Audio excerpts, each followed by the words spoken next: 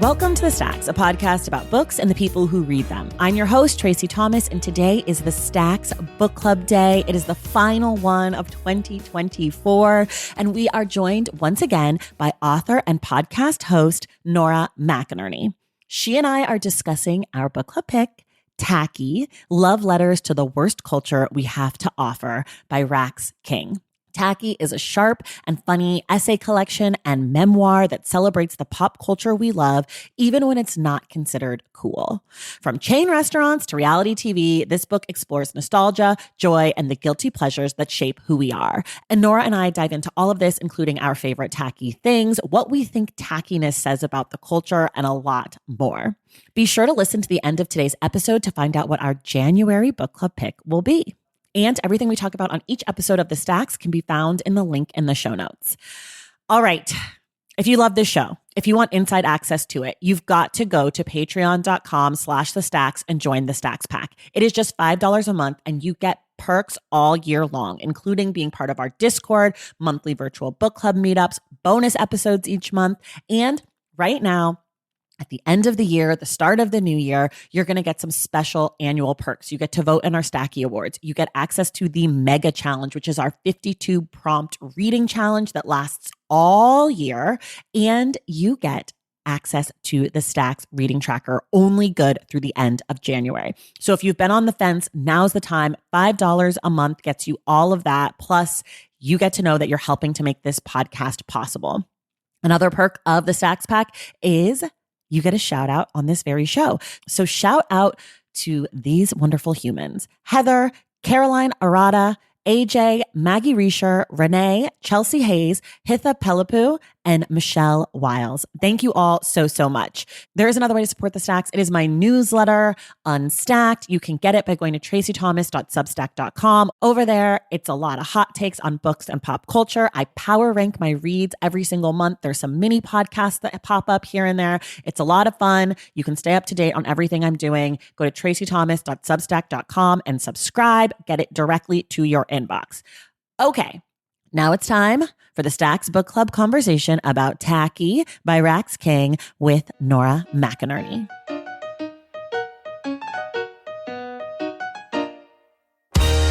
All right, everybody. It's Book Club Day. I am joined again by my best friend, Nora McInerny. Nora, welcome back. Oh, it's so good to see you. So good. So good to see you. Today, we're talking about Tacky, Love Letters to the Worst Culture We Have to Offer by Rax King. This is an essay collection allegedly about tacky things. We will technically spoil this book, but it's nonfiction, so there's not really spoilers. But if you want to read it, pause, come back. Okay, we always start here. Generally, what did you think of the book? This is a thing about me that I think I mentioned in the last episode. I never know what a book is about before I read it. So I literally am always judging a book by its cover. Mm-hmm. I love tacky things. I love a defense of the shallow as something that is actually deep. I consider myself a deeply shallow person. And I like deep dives into things that people easily dismiss. And I don't believe in guilty pleasures. I think that is something that has been perpetuated only on women, right? Only we have to feel guilty about the things that we like or consume. I was not expecting a memoir, and that's what this is. This is a memoir. That's exactly right. It's a memoir and essays. It's a memoir and essays. So it's not as much about the things, but about the way that these tacky things have shaped the author.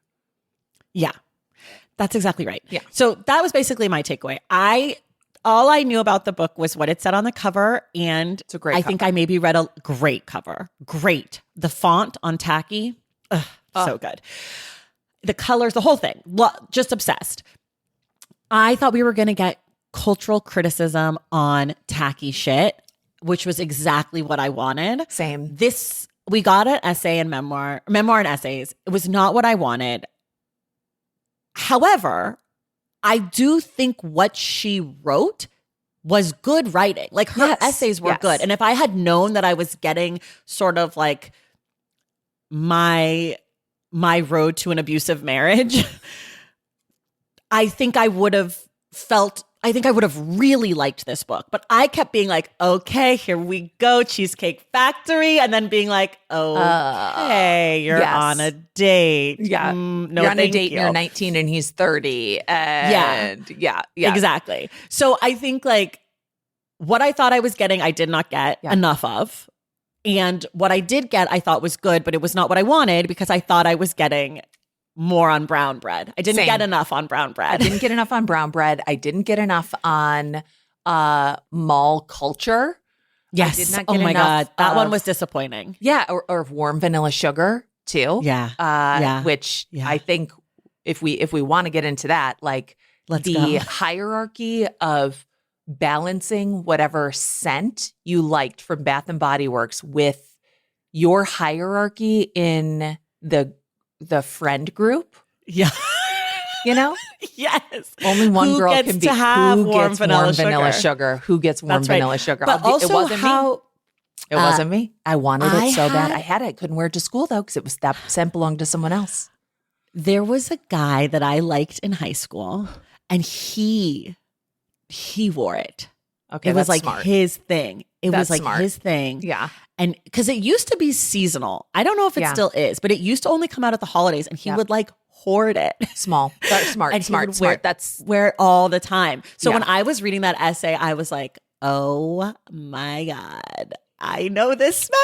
I know that smell. I love that smell. I would know that smell anywhere and it would take me back. It still exists to because a hallway. My kids' school, yeah, my kids are in elementary school, but it is connected to a middle school. And the other day I was walking my kids into school after reading the essay and I said, warm vanilla sugar?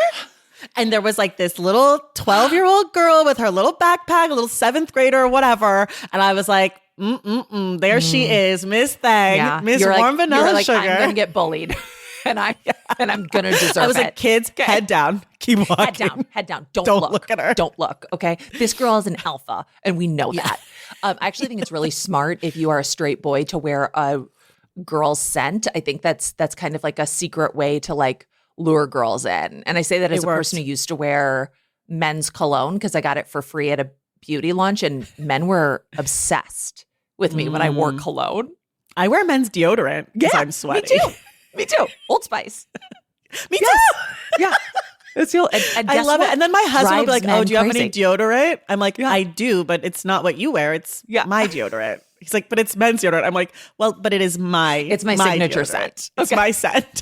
It's swagger, and that's very clearly me. Okay. Oh my God. No, I mean, that essay, I was like waiting for... I just wanted the cultural criticism so badly. But I think where I want to ask you, since you love tacky things and that kind of thing, because like she starts, the first intro essay is fantastic, where she sort of lays out what the plan is. I do not think she achieves the plan, but she talks about like, let me read it. Here's her definition of like what tacky is. She says, as far as I'm concerned, tackiness is joyfulness. To be proudly tacky, your aperture for all the too much feelings, angst, desire, joy must be all the way open. You've got to be so much more ready to feel everything than anyone probably wants to be. It's a brutal way to live. I highlighted the same thing. I love it. Mm-hmm. I love it. I mean, she has other things about what's tacky. But I'm wondering for you, like going into the book, what did you think? What were you think? Like, what is tacky to you? What is the epitome of tacky in your mind? I think tacky, like any kind of taste, is so subjective too. Yeah. And I don't know. I always think of it as something that someone I wouldn't like. I don't like snobby people. I don't like people who think they're like too good for something. Yeah. I was raised by snobs, by the way. Okay. And I just remember being like, what if we just went to Disney World and you let me decide if it's if it's cool or not, you know? Yeah. Like what about that? But I think anything that's like too flashy or too earnest, you know? So wearing like, you know, when you're in the airport in Las Vegas or really any Western state, and there'll be like a whole store with just bejeweled hats, and it just looks like Ed Hardy and True Religion met a bedazzler, you know? And it's like, that is just such an earnest way of dressing. It's like, I love this, right? Like, I love this. I love the cross so much. I need it bedazzled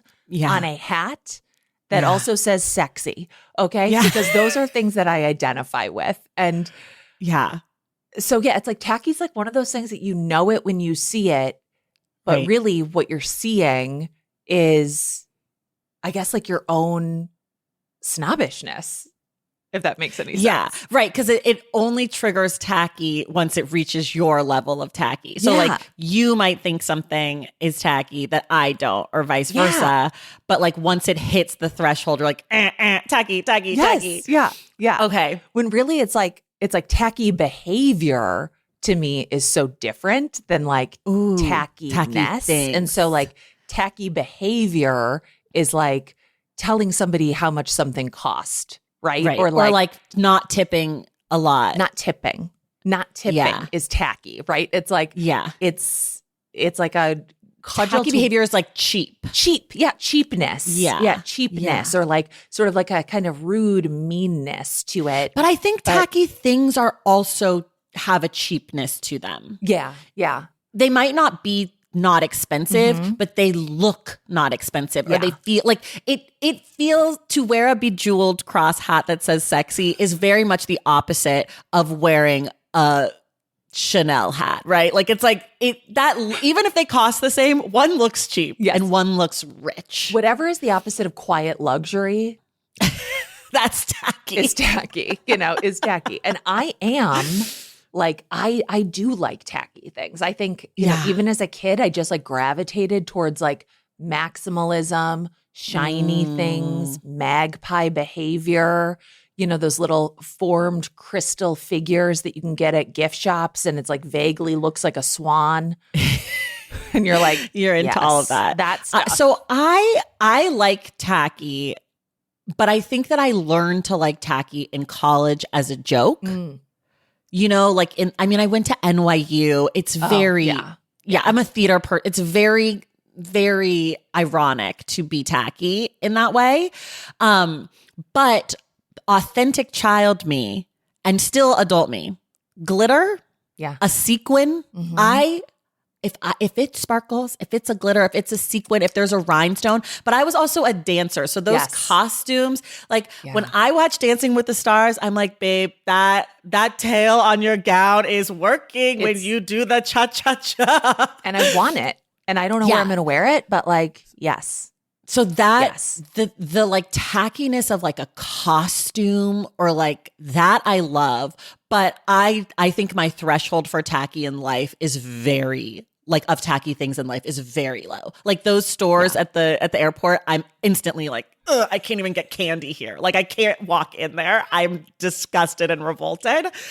But I don't really wear bright colors. Like I struggle with that thing. But tacky culture, I love. Yeah. Like a chain restaurant, obsessed. Spice Girls, sign me up. Like the music, the nostalgia tacky of my childhood, I love. I don't know that if I could think of like a tacky cultural moment now if I love it, but all the old stuff I do still love. Yeah, it's hard to think of something now. It's almost like it has to be retroactively applied or something has to be like passé to get that title put on it. But like can something be tacky in the moment? Yeah, because I didn't know, and I still am sometimes shocked. I grew up in Minneapolis, and then I went to school in Ohio, and there were major differences. Like in 2001, Target wasn't in Ohio. I was like, what are you talking about? All right, I got to go to where in Ohio? Cincinnati. I was like, Meijer? I'm going to I don't know what that is. I don't know what Meijer is, but I didn't know. I believed things to be exclusive to Minneapolis that were absolutely chain restaurants. And I believed things to be exclusive to Cincinnati, Ohio that turned out later to be chain restaurants. And like I what? didn't know, like I showed up to this school that was like East Coast adjacent, right? Ohio, very close, very cuspy on East Coast time. I didn't know. Like, I didn't know what anything was. Like, I was wearing That's so Midwest of you to say that Ohio is Midwest or is East Coast adjacent, because I'm a coastal person and I'm like, Ohio is properly in the center of the country. Heart of it all, but it's on the East Coast time. And it's like, it's over there. It's definitely over to the right.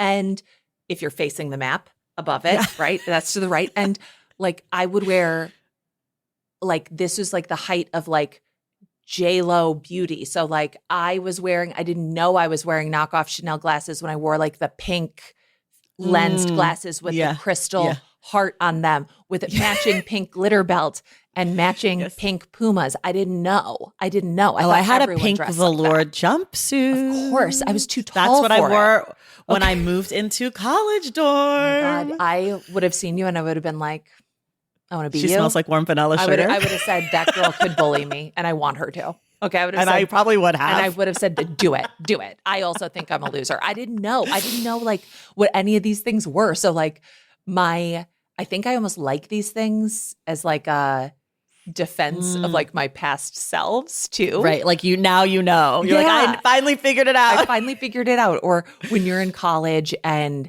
a boy wants to show you a movie and you're like, okay, so this is going to prove how deep you are. And he's like, what's your favorite movie? And you're like, I can't say Legally Blonde to you. Yeah. So I feel like I've reclaimed that as an adult. Now when people are like, what's your favorite movie? I'm like, How to Lose a Guy in 10 Days. Yes. Oh, perfect movie. A perfect movie. But I used to be embarrassed and be like, On the Waterfront. And now I'm like, A League of Their Own. The real answer is A League of Their Own. That is my number one A1 most favorite movie, has been my entire life. If I ever say anything else, I am lying you to either look cooler or to look stupider. Those are the only options. I'm either trying to play it up or play it down. It's A League of Their Own. That's it. I didn't know the Cheesecake Factory was a chain, is what I'm trying to tell you, Tracy. When they opened it in Minneapolis, Minnesota. Okay. And by that, I mean the suburb. It opened at Southdale. I thought, what a great new restaurant that I've never heard of. I do remember the first time I went, I was down here in LA visiting a cousin. I was living in the Bay Area at the time. And it was like her 13th birthday. Oh, yeah. And it was like fancy. It was like a fancy thing. And I remember I came back to visit another time and I was like, can we go to the Cheesecake Factory? I knew it was a chain, but I don't feel like we had one close to us at the time in the Bay Area. But I still love the Cheesecake Factory. That's what my 8-year-old, that's his one of his wishes for this year is to go to the Cheesecake Factory. What's your go-to order? I've not been there in probably 15 years. I'm like, is there even anything I can eat? I'm celiac. I don't know. Yeah, I don't know. I don't know about I don't know, but I think they have salad. They've got a bound menu. They've got a bound Yeah, they have menu. so many. There's definitely things. Yeah. Because it is for everyone everyone. Is luxurious. Yes. Like you have to be fancy to go there. Yeah. And there's things. There's things. Like you could have chicken wings, right? Yeah, I think so. They're not just depends breaded. on where they're breaded. Yeah, if they're breaded and like what kind of fryer they use. But like, right. So you can't have the brown bread. I can't have the brown bread, but you better believe that I always had the brown bread because I had no idea what was wrong with me. I just thought everyone. When did you find out you were celiac? It's like 31. My husband was dying. I feel like a lot happened to you in that time. We'll put this on the back burner. Okay. Yeah. Okay. Priorities. Yeah. I was like, I'll deal with that later. Because also bread was my very favorite thing. But you know what? The Rax King had the best description of the brown bread, Tracy, when she wrote, it just tastes like brown. And I was like, that's 100% it. Okay, I have a confession. Brown. Yeah. I prefer the white bread. Wow. I do. Wow. Okay. I prefer the white bread. I like it. I think I like the flavor slightly better. Okay. It tastes better with butter. Oh. And I like butter more than anything. I love on the earth. Butter. I love butter. I don't And my kid is really into butter. And I'm like, that's right. He's also into glitter. I'm like, are you me? Yeah. Like the two things he loves. He'll be like, oh, mommy, can you wear this to drop off? And it's like, I have these gold shoes that have this giant bow. And I'm like, babe, I'm wearing dirty sweatpants from yesterday. No. He's like, please wear that. Wear this to school today. Stop being a bad mom and wear the glitter shoes to drop off. You better Do you love me up today in glitter shoes? Okay, maybe I will. Full sequin gown, and be like, I heard you, I saw you, I'm here. Yeah. This is what you want. This is who you want your mom to be. I'm here. This is me. Okay, wait. Let's talk. I want to talk a little bit more about Tacky before we talk about more into the book. I think one of the things that I was thinking about, speaking of my kid, is like a lot of the things that are tacky are things that children love. And I'm wondering, because like she compares it sort of to this like joyfulness. Yeah. And I'm wondering like, is it something that speaks to us before we like know better? That once we're like socially conditioned to not like these things, that we like feel shame about them. And so it's like, oh, well, that's tacky. But when it's kind of in this earnestness thing, right? Like when we're young and we don't know better, there's this earnest love of my pink sparkly skirt from my kid or my gold shoes. But at some point he's going to learn, because toxic masculinity and also like toxic mom, like he's going to eventually learn like it's not appropriate to wear fucking gold sparkle shoes to pick you, high heels to pick you up with my dirty Old Navy sweatpants. Toxic, but I don't know. Masculinity is something you need to. I need to trademark moving forward. Yeah. That's me, toxic masculinity. I can't say it, but I can feel it in my heart, and I can do it. It's best written out, and I think that's okay. There's certain things. I'm gonna put it on a shirt in the tacky font. You should. With the picture of the doll in the martini glass. Toxic masculinity. It's me. Pink is for girls. Yeah, just all these horrible things. Stop crying.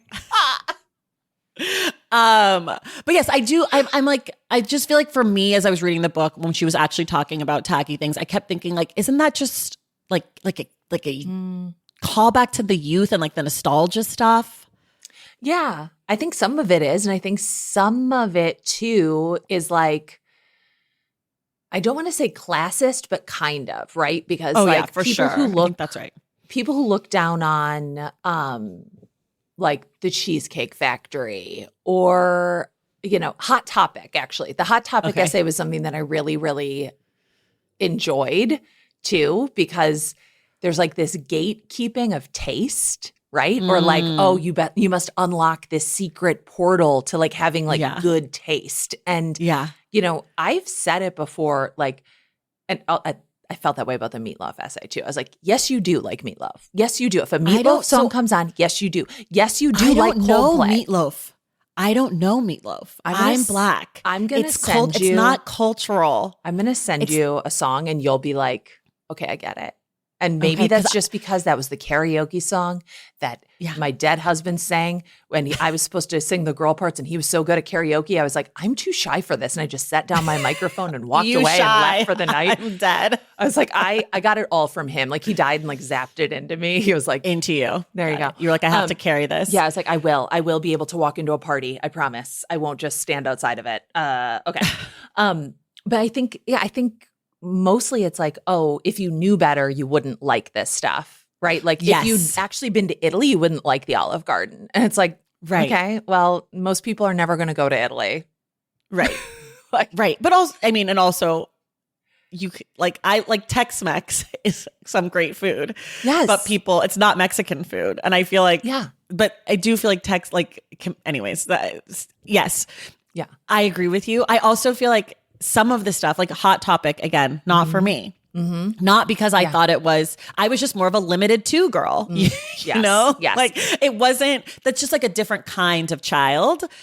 And Hot Topic was not going to give me the pink sequin thing. You know, like it was giving a different kind of child, and it just wasn't me. Yeah. It wasn't me I actually either. remember I was very being scared of Hot Topic. Yes. I was very afraid. Scared of Hot Topic. I was like, those kids are like, they're probably like smoking a cigarette in there. I don't know what they're doing. Drugs, and they're definitely having sex. Yes. Right? Like they were like the bad kids, and also like weird kids too, like tough kids. Yes, they were tough and they were scary, and they were all congregating there, and they were wearing black, and black is the devil. Okay, and they're wearing like shirts that say Slayer. I don't know what that means, but I think it's mean and scary. And I am on my way to Limited too, right? And I might stop by Claire's on the way there. Yes. Hot Topic was always like on the first floor of a mall, like in a corner. Oh, at our mall, it was upstairs. Okay. It was like, it just was it was away. It was away. It was away in the corner. It was away. It was definitely in the corner. Because it was like edgy. But I married a guy who freaking loved Hot Topic. So, really? But in my mind, Hot Topic isn't actually tacky. It's a different thing. Yeah. Yeah. I think like the joyfulness aspect was never there for me. And I do agree with her that tacky, like, because she compares tacky and trashy. And she says, to my mind, trashiness is distinct from tackiness. It's closed off and uninviting. It's unpleasant. If tackiness is about joyfully becoming, trashiness has already become. And there is not one joyful thing about the thing it has become. And I think she's right. I think the difference between like something being tacky, it has to have joy. It has to have fun. There's whimsy to tacky. Yeah. There is like a giggle with tacky. Yeah. Trashy is like ick. Yeah. Dead serious. And like maybe rough, maybe violent, maybe just like someone's being laughed at with trashy. Yeah. With tacky, we're all just having a grand old time. Yeah. I think the Hot Topic of it like does have that joy for like the right people, for the right kid, you know? And I think it's like this little haven of kids who don't fit in a very, very specific version of their world.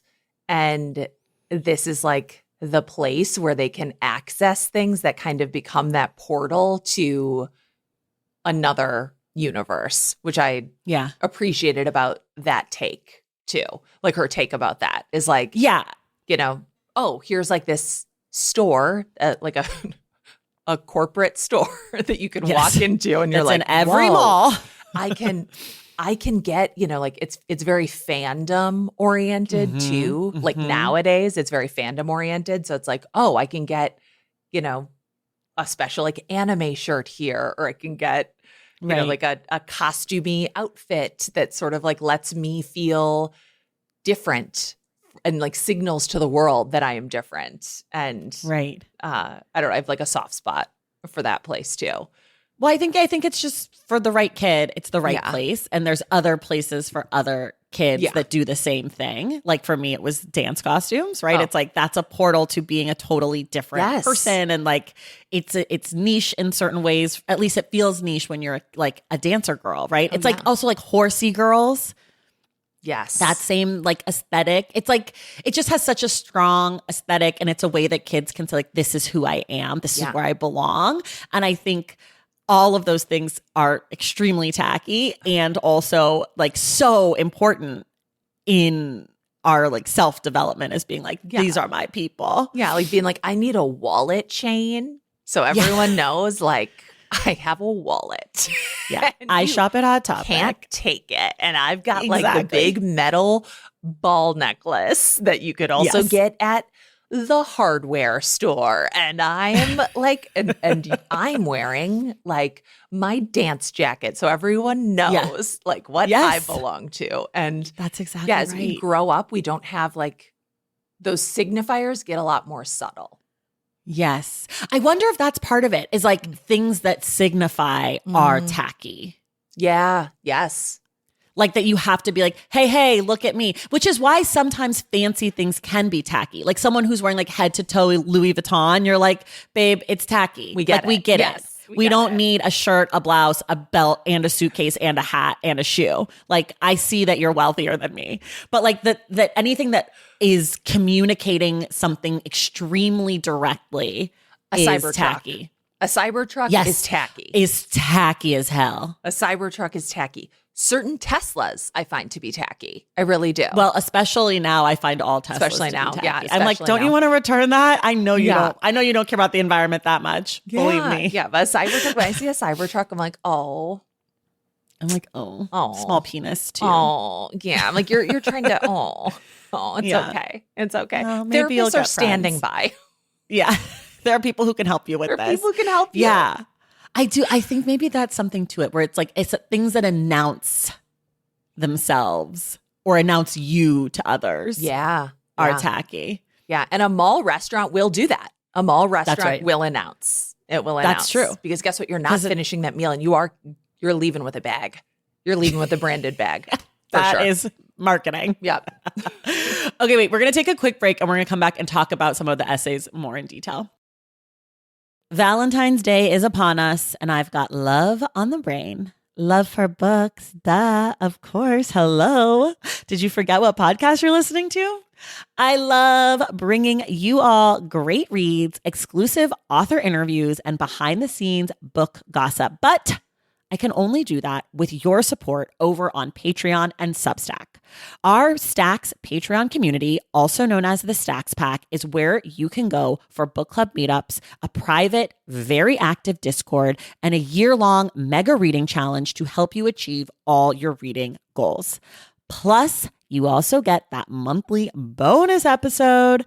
Now, over on the Substack, you can subscribe to my newsletter, Unstacked, where I keep the book conversations going. I also give you a healthy dose of sports and pop culture, definitely some hot takes happening over there. And again, that bonus episode.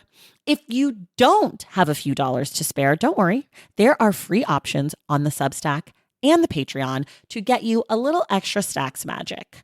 Making this podcast is a total team effort, and by supporting my Patreon and my Substack, you allow me to support my amazing team that makes the show possible every single week. So if you or your friends are looking to meet other book lovers and support this indie podcast, come hang out with me on Patreon, Substack, or both. I would love to have you. And since we're talking about love, you can gift subscriptions to the Patreon and the Substack for that special reader in your life.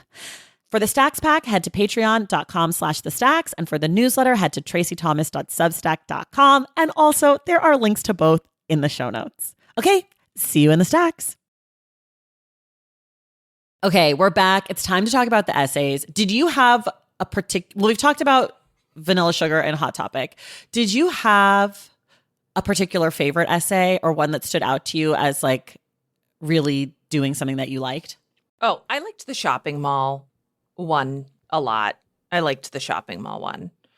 I also wanted this just like a small design thing, but I wanted the chapters to be more like set apart or something. I don't know. There's just something about them where I was like, oh, I wish that I could like tell what chapter I'm in easier, even though I know it's at the top, but it's just like, I feel you. What? Oh, actually, the Creed one. The Creed one was my favorite. It started out really strong, and it's one of those things where like I can't stand when people are snobby about music, like mainstream music, and they're like, "Oh, that's like so bad." I'm like, "Well, I don't know. Maybe you just don't like it." Okay. Yeah. I'm such a snob about so many things. Music is not one of them because I'm not that into music. So I only like pop music. Like I only like my Spotify Wrapped, all 5 songs, Beyonce. That was it. It was Beyonce. Beyonce, Nora Jones, Tracy Chapman, Fleetwood Mac, and Kendrick Lamar. Damn. Okay. Great dinner party. Like, great dinner ever heard of any of those people? Okay. If you haven't, you know even less about music than I do because those are icons of the stage. Okay. But like I was never into Creed, but I just didn't listen to that. Yeah. Do you know what I mean? Like it was more like what radio station were you listening to? And I was not listening to the alt rock. I was listening to the hip hop, right? Yeah. They were in 101.3 KDWB, which was our kind of everything station. They were on our everything station. Yeah, so I do know like, Can You Take Me Higher? Yes. But with arms wide open. I remember hearing that song and being like, I am really touched. This is a good song about having a baby. And I am only in high school and many years away from becoming a parent. But I hope that I am with a man who feels this way about our baby being I was very, that got me my Catholic school soul. And I was like, yes, welcome to this world. I'll show you everything with arms wide open. Okay. Yes. Wow. I couldn't tell you any other lyrics besides with arms wide open. So welcome to this world. I'll show you everything. That's all you really need to know. Okay. I wouldn't have bought a CD. But it was always on MTV. So I was like, yeah, I'm not going to change the station to this, you know? Yeah. And then I felt really bad. Like I feel very bad when people have like a downfall and other people are cheering for it. And the only thing they did was kind of like exist. Like he was like he was just a neutral, you know? I don't. It was just a neutral. I liked this essay as an essay, but I didn't. I don't have a connection to him, or to them. But I think one of the things that this essay made me think a lot about, which is something we talk a lot about on this podcast, is like, do we just hate things that go down easy? If something is beloved, do we just hate it because we all want to be like snobby? We did a Colleen Hoover book this year for book club, which I mean, it was not a good book. The writing is not good. Okay. It goes down so smooth. You can read this 400-page book in about 37 seconds. There's a lot of issues with it. But when I announced this book, let me tell you, I have never received more pushback from my listeners and my followers about why this book was a problem. And there is domestic violence, and people were saying that it did this and that. And I understand the criticism. However, the book itself didn't do all that. Okay. The book is not good, but there's something about like hating something because it's like simple or basic that I think is really is an interesting thing to me, is an interesting idea of like the earnestness of a thing that is pretty straightforward is like easy to destroy at closer look, which I think she gets at with Creed. Yeah. And with everything, it's like you're supposed to want to go eat at, she mentions like, oh, these are the Michelin-starred restaurants and da-da-da-da. And I've eaten at some of them. And you know what? I left hungry because it wasn't enough food. Okay. Yeah. And I don't want a foam. I don't want an emulsion. I don't want something like beautiful. I need like 2,000 calories for a dinner to make sense to me. Okay. Right. Like I don't want that. I want a lot of food, and it doesn't even need to be that good. But I do think that there's something to, it's like the challenge of it, or it's like, I discovered something and that makes it more, valuable, or somebody deemed it art and therefore it is art. But if I can, if like, if I could do that, well, then it's just no good. And that's why I don't, if I write about books, there's one exception to the rule. And I was very tame on it because I was like, well, it's a matter of taste, right? It is a matter of taste. But it's like, if I don't like something, I'm mostly just like let it go. If I don't like something, I explain what I don't like and why. But I also am like a natural born critic. Yeah. And I like, that is just who I am. Like as a kid, I used to go see shows with my mom and her friends, and we would leave and I'd be like, this was this and this was that. And they were like, oh, you hated the show. I'd be like, no, I loved it. It was the best thing I've ever seen. But I'm going to tell you her shoelace was untied. Oh, this, like, I'm obsessed with like nitpicking things. Like one of my great joys is to like sit with a friend and talk about like one little thing that happened at a party and like obsess over it for hours. Like that's just who I am. I cannot be like, oh, I didn't like it. I have to be like, this is why I didn't like it. Didn't you hate it too? Yeah. I really liked the way that you wrote about Wicked, and that explained a lot to me about how I felt. And then I've just repeated that to other people. Well, everyone's yelling at me that I'm being too contrarian. And I'm like, okay, well, I'm sorry, but I didn't like it. Yeah, I think that's okay. I also didn't really like the Barbie movie. Oh, I hated the Barbie I was like, movie. I don't get it. And also I hated the line where the creator goes, us mothers stand still so our daughters can see how far they've gone. I was like, what are you talking about? I was so tapped out by then. No, I hated that movie. I was like, I didn't have a Substack at the time because that would have been a whole month of Substacks. Yeah. I was like, I don't get it. I don't know. I was like, it was okay. Okay. It was okay. It was great. For sure it was a movie. For sure it was a movie. It was a great design concept with no plot. 100%. And any other year, I think people would have been like, that is tacky. That movie is tacky. To like that movie would be tacky. But yes, it had the Greta Gerwig of it all. It had the Noah Baumbach of it all. And therefore, art by Mattel. Art, TM, Mattel. Yes. Okay, wait, but on this same line, because she talks about this in a different essay, the Josie and the Pussycat doll, Josie and the Pussycat doll movie essay. I think it's called 3 Little Words is the name of the essay. 3 Small Words. Yeah. And she gets it. Okay, this is what I want to talk about with you because I know you'll have thoughts and feelings. She talks about how the taste of girls is often sort of derided, and that critics and men sort of poo-poo these things.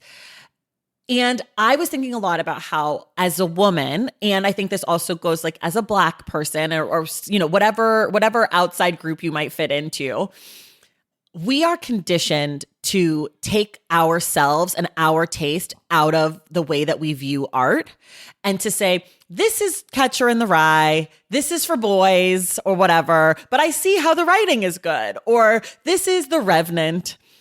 This movie is serious and for men, and he's cold, and so am I watching it. And this is great cinema. But like, nobody ever throws me a fucking bone on Center Stage, one of the greatest films ever made in the history of the American cinema. And so I thought it was really interesting because I also think, to your point about guilty pleasures earlier, that this tacky culture is just sexist as hell. I think it is. I think none of these things are male interests, right? Like, which, I mean, I guess there's only so much you can write about if it's a memoir and essays and you're a woman, but right. Yeah, they're not talking, there's not, you know, an Ed Hardy essay. There's not a, you know what actually I think is tacky that's more for men are like really loud, like the silly little motorcycles, like the ones that aren't Harley Davidson, you know? Yeah, that are like, so loud. Yeah, and they're like. You know what I think is tacky for men? Women do it too, but I find it tacky when men do it. When men are like decked out head to toe in their favorite sports team's gear, wearing like other men's names on their shirts. Tracy, and I'm just like, that is so tacky to me. You're quoting my dead dad. Oh, and I love this. He is in this room with us and he is like, yes. He was like, it's what so you're tacky. He's like, why are you dressed up as another guy? Like, you loser? Yeah, like you're just in a costume. Like my kid was a football player for Halloween. Like you're dressed up like Travis Kelce. What a joke. That is male tackiness. That is male tackiness. And yeah, that's a really good example. So few things I feel like, but even that, which I think is so fucking tacky, it's not considered tacky broadly. No. In the way that Josie and the Pussycat Doll movie or Hot Topic or a Bejeweled hat or Juicy Couture sweatsuit or whatever. Warm Vanilla Sugar, you know, like. Ed Hardy might be the closest to a tacky thing that is. Body spray. Oh, okay. That is considered tacky. Male Warm Vanilla Sugar. That is. But yes, most tacky things are not directed at men. No, I think you're right. Yeah, we are the only people who have to more defend just the things that we like for the sake of liking them. And I don't remember the critical reviews of Josie and the Pussycat because I was maybe a teenager when that movie came out. But I was like, oh, that movie is made for me. Right? Like, well, that's the thing. Yeah. The reviewers act like this is like Siskel and Ebert. I don't think this was made for you. No. So step back and say, well, if I was a 15-year-old girl. Yeah. Like that's the thing that critics are asked to do, which is like, what does the art do? Does it do what it set out to do? And does it do it well? Mm-hmm. And like, did I like it? Yes or no? And those are like the different things. And I think when women or people of color are asked to review content, they do that. They say, this wasn't for me, but blah, blah, blah. But I think when white men do it, it's like, this is bad. This is garbage. This is trash. And it's like, but babe, you're not the target audience. Yeah. Like, I don't know. I don't think they wrote Mary Had a Little Lamb for grandpas. Like, it's not giving, doesn't feel right to me. And I think it's such a disservice to a lot of really good art that is for the exact right audience. Yeah. Like Bluey is a beloved TV show because parents like it and kids like it. But like my kids like a bunch of shitty shows that I fucking hate, but my kids love them. Yeah. So they're doing something right if the audience, which is like 4-year-old kids, are obsessed. Like I'm not supposed to like Super Kitties. Like, I don't think that's for me. The fact that I like Bluey is a bonus, but like, that doesn't mean Super Kitties is bad. It just means that like, I should go do dishes or something right now. I feel like Bluey is more targeted to parents and just so happens so kids too. Like it. They're like, I want to tell parents that, you know, they're okay mentally and give them some regulation tools. And then also their kids can watch this. Yeah. It's a cartoon. Yeah. in the Josie and the Pussycat Dolls essay, she says, if you need to rewatch something, it's a sign that it is good and not perfect. And I loved that. Let me see if I can find that line about the good version. It's on 89. I loved her definition of perfect. Here's what she says. She says, to speak effectively about a piece of entertainment as seemingly goofy as Josie and the Pussycats is important to first distinguish between the good and the perfect. The good is tasteful. You can see that thought has gone into it. It is carefully layered and so lends itself nicely to interpretation. As a result, it wants maybe to be deconstructed, or else its constituent parts are so elaborate that it must be deconstructed. It impresses, but probably not in any unexpected way. Consider a film. A good film ought only to be called a film, never a movie. Like, I don't know, Showa. Ponderously long? Check. Exhaustively researched? Check. Wrenching to the point of causing physical agony? Check. See also the gorgeous, tense work of Werner Herzog, or the poetry in the music of the National. These are good works, which is fine. Good work commands respect, even if it isn't to your personal taste.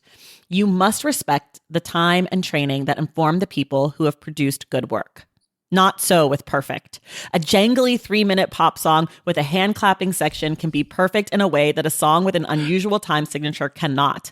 The artifact in this case is its own packaging. The form and structure of a perfect thing are tricky because they need to look as if they don't exist.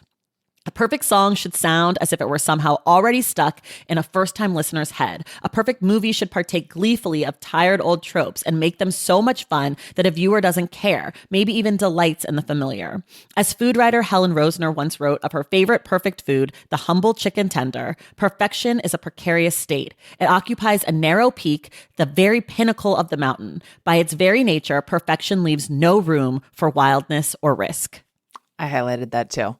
So good. It's like, yeah, I mean, that is that's what was frustrating about the book is I wanted all that the whole time. I did not want her weird relationship with her old neighbor boy who gave her, or old neighbor man who gave her concert teas. I was like, ew. I know. And you and I are both prudes. So how did you deal with it? I know. I also was like, like the Excel spreadsheet. I was like, okay.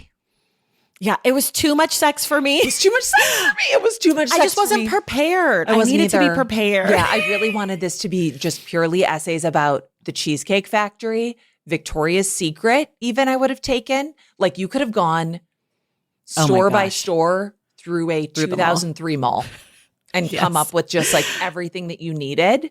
That's actually a great idea because you could also do like the music that's playing, the food in the mall, like the whole thing. And Auntie Annie's. Okay. Okay. That's not tacky. That is all of that. No, it's actually really wonderfully delicious food. Yeah. That's what I wanted to.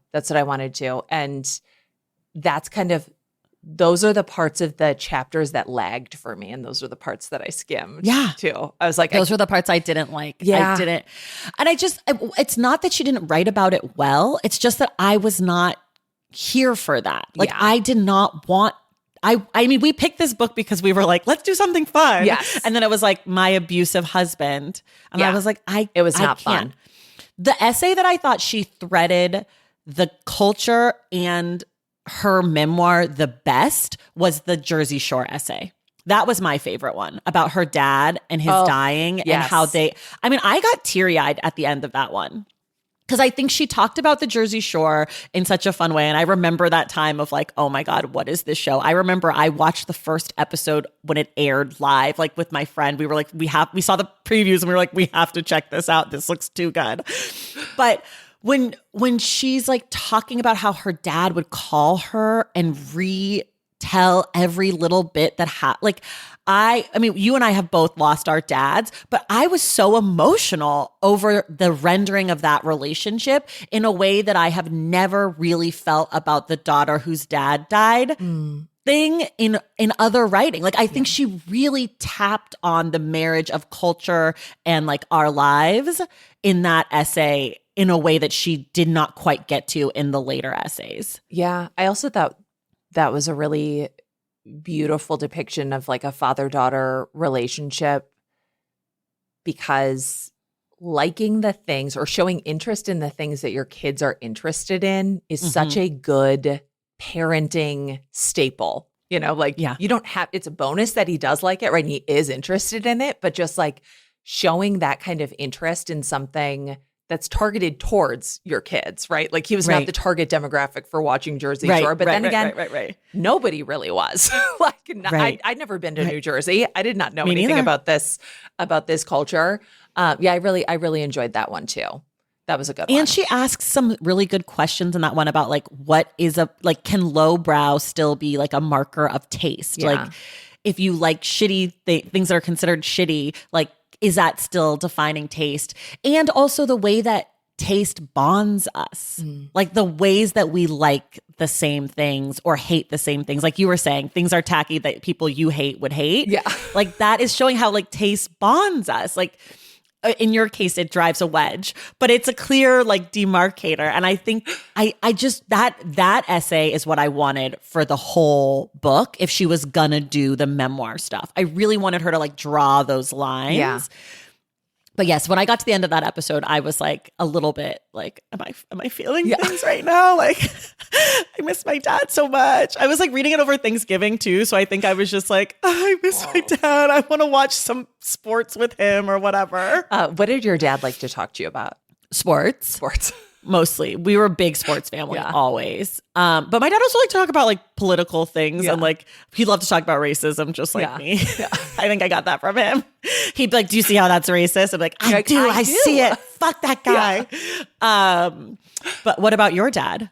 My dad liked to talk about pop culture so strangely. We never talked about Jersey Shore as far as I can remember, but he watched like Inside Edition, Access Hollywood, TMZ. Okay. So like celebrity gossip. Yeah. So you could call him and he would be like, did you see what Brittany and Lindsay were doing? They're out of control.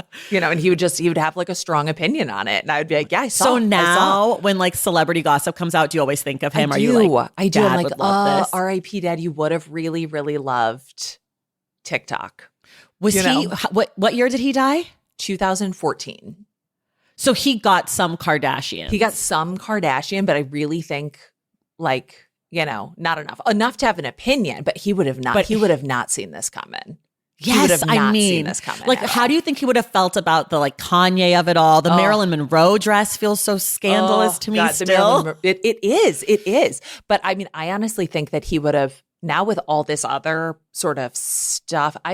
Maybe I should preface this by saying I didn't realize how susceptible I am to conspiracy theory thinking until all the Diddy stuff came out on TikTok. And then I went through a rabbit hole where I was like, oh, and there's Kris Jenner and there's Kris Jenner's boyfriend.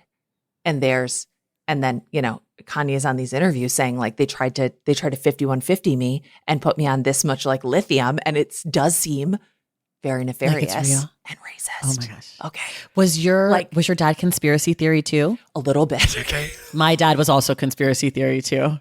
A little bit. But usually his were about race. Like he was like Mark Furman for sure planted the glove on OJ. Yes. Like my dad was fully Mark Furman was enemy numero uno in my childhood. Tracy, I found a diary entry about the OJ Simpson trial where I was your dad. Oh my gosh. Well, I mean, I was like, in the 90s, it's one thing. He simply didn't do it. You were the one white person in America. It was like you and all the black kids in Minneapolis.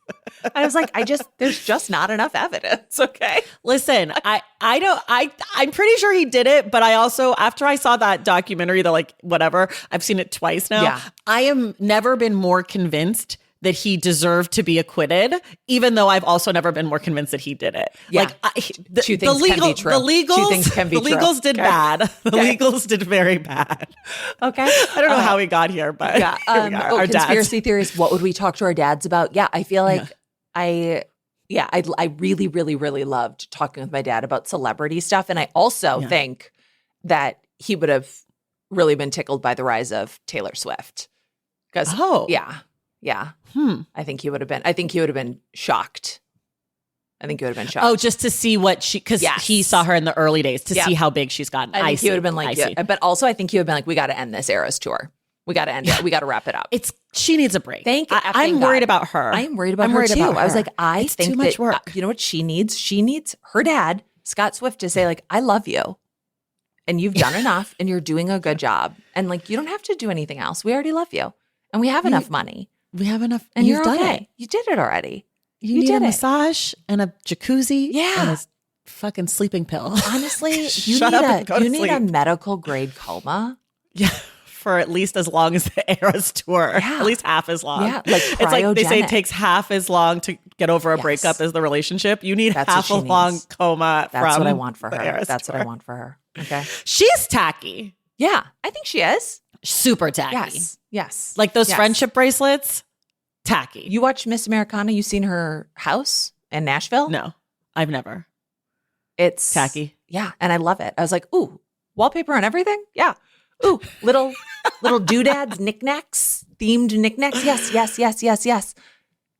I love knickknacks. I love things. Okay. Nora's gesticulating to the wall behind her. Pointing at all my things. Her whole home is I've just got little piles of things everywhere that I like that other people wouldn't necessarily like, but I had to have them, you know? One essay that I have to pick a bone with. I do not think the Sims are tacky.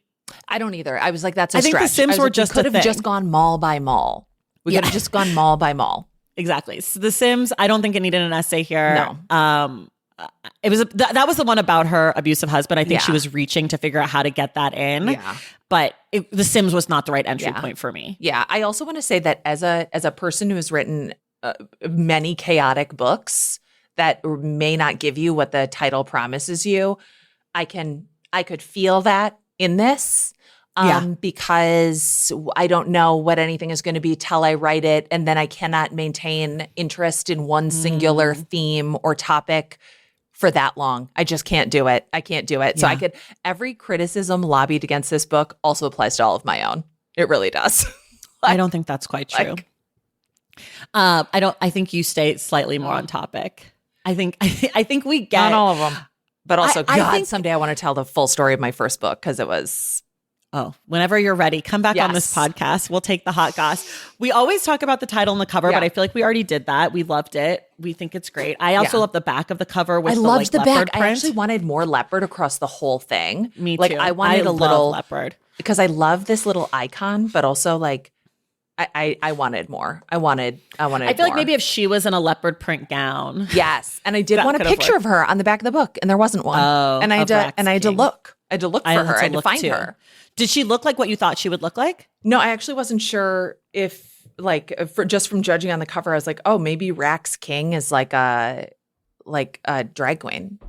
Oh, interesting. You know, I have no idea. Yeah. But nope, just a millennial gal.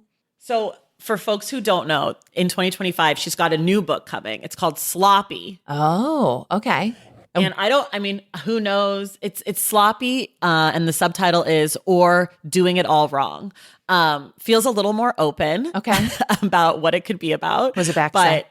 The back says, with Rax King's trademark blend of irreverent humor and heartfelt honesty comes a new collection of personal essays unpacking bad behavior. Sloppy explores sobriety, begrudging self-improvement, and the habits we cling to with clenched fists.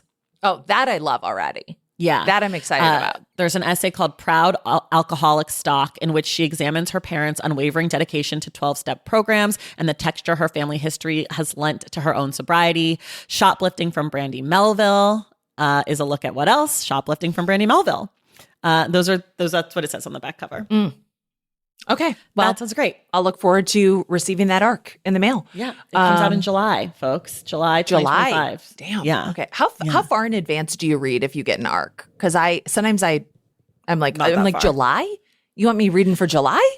Well, I think they sent this to me because I told them we were doing Tacky, they were like, "Oh, well, we'll send it to you." But if and when I read this, it will probably be July of 2025. Same. I will read ahead. Like I'm reading January right now, Yeah. and then I recommended a book to some friends of mine, and they both already read it, and so I need to read it so that I can be like, I told them about this book. Because if they start posting about it, everyone's going to be like, this is their book. I'm like, no, it's my your book. It's your book. What book is it? So I can post about it first.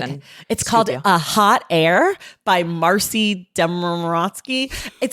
It's so chaotic. I don't even really know what it's about. Some billionaire or something is on a hot air balloon and it crashes at like a COVID date at someone's backyard. And I think like maybe he knows the people.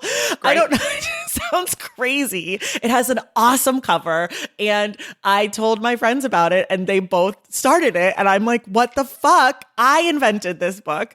Yeah. Granted, Marcy, I can't remember her name. I think it's Marcy. Sure. Marcy has like 6 books before this. So it's not like I invented, it's not like a debut that I like. You actually invented her. But you're welcome, Marcy. Yeah. Anything else we want to say about this book before we go? No, we covered it. I think we covered it. This is Two Best Friends, featuring Tracy and Nora. It's actually a new podcast, new announcement. Coming to you live. Is over, and now it's just Two Best Friends. So is Terrible Thanks. Well, Terrible Thanks for Asking is over now. It's just Thanks for Asking. Just Thanks for Asking. It's just Thanks for Asking. So if you want to call and talk to me about literally anything, do that. Yeah. So freeing. You're not a grief person anymore. No, just a sprinkle of sadness. Just dabbling on glitter. A little glitter. A little sad glitter. As they say in one of my favorite movies, How to Lose a Guy in 10 Days, frost yourself. Oh my God. Having worked in advertising, that was such a good depiction of advertising. Truly. I love it. 3 guys being like, what's our target? Women? Okay, got it. Let's throw a football around. Let's ride a motorcycle. I was like, it was highly did not realize like how accurate that would be. And also frost yourself is a great tagline. It's a great tagline. They did a good job. Tagline. It's a perfect movie. That should be your new tagline for Thanks for Asking. Go frost yourself. Frost yourself with grief. You're welcome. I didn't work in advertising. Can you tell? No. Okay, we're going to go. Right. We're probably going to keep talking shit, but you guys will have to catch us another time. It's over for you guys. But everyone, thank you for listening. Listen to the end of today's episode to find out what our January book club pick will be, and we will see you in the stacks.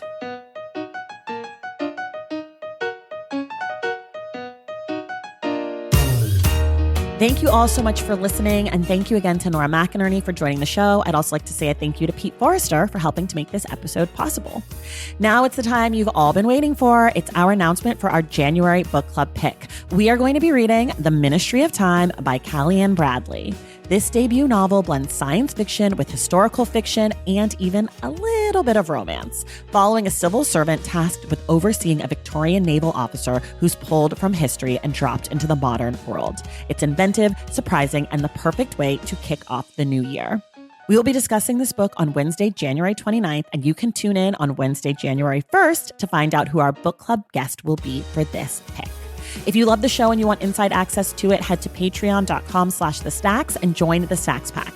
And you can check out my Substack at tracythomas.substack.com. Remember, there's some extra special seasonal perks going on over there, so now is the time to join. Make sure you're subscribed to The Stacks wherever you listen to your podcasts. And if you're listening through Apple Podcasts or Spotify, be sure to leave us a rating and a review. For more from The Stacks, follow us on social media at The Stacks Pod on Instagram, Threads, and TikTok. And check out our website, thestackspodcast.com. This episode of The Stacks was edited by Christian Duenas with production assistance from Megan Caballero. Our graphic designer is Robin McCrite, and our theme music is from Tagirajis. The Stacks is created and produced by me, Tracy Thomas.